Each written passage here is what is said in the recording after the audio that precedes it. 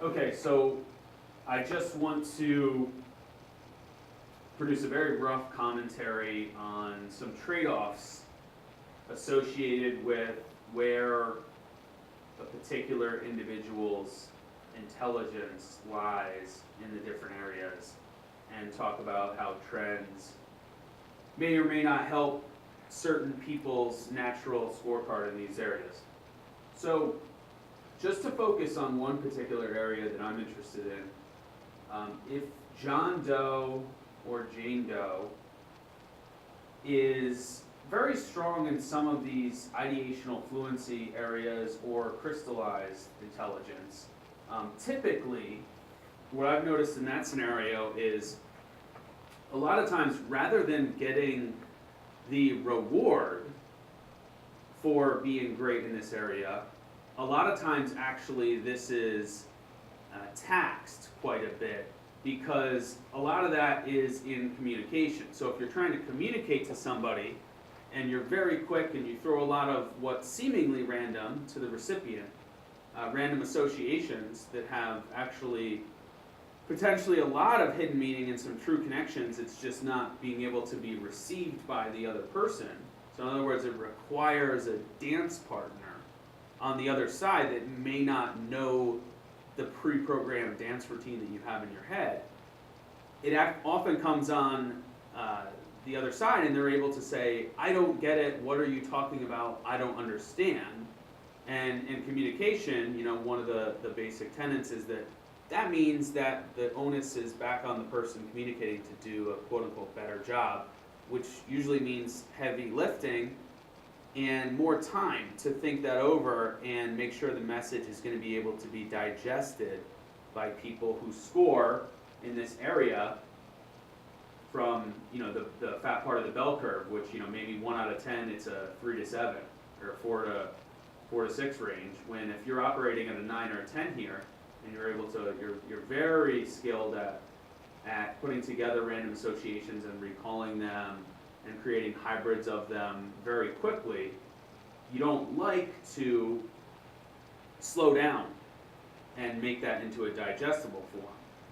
Much like if John or Jane Doe is good at this, it is analogous, I think, a little bit to a great painter or composer who, as they're creating something that they think is going to be great, they don't exactly want to give a play-by-play to the layman viewer at home who might not be able to paint at all on how they're making this and how it's going to be great while they're doing it, and usually after as well.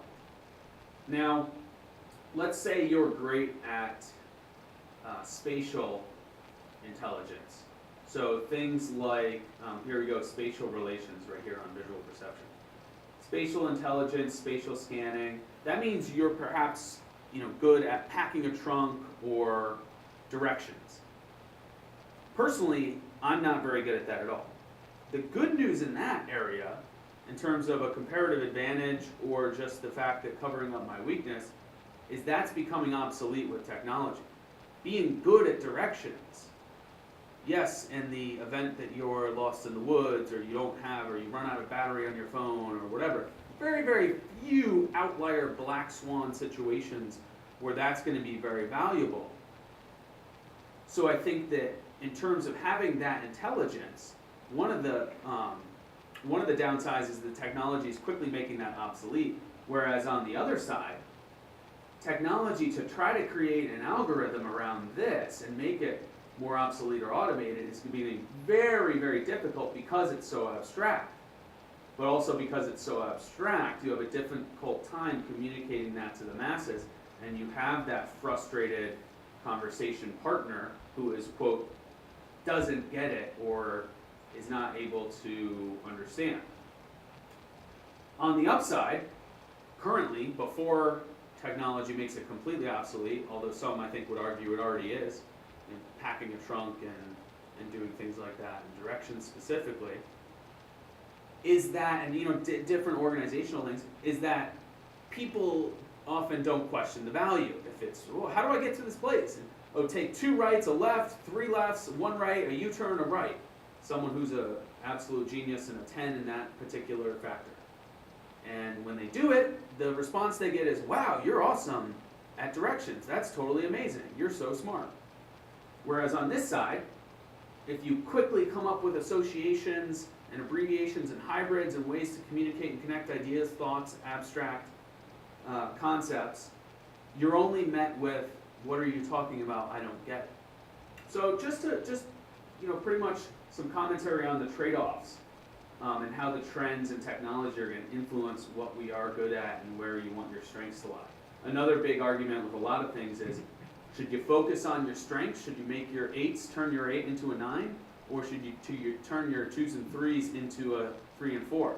Different schools of thought there. Some think that you should just outsource or find tools, techniques, technology to cover up your weaknesses, or to find ways to cut into that rather than kind of doing it internally or working on that on your own.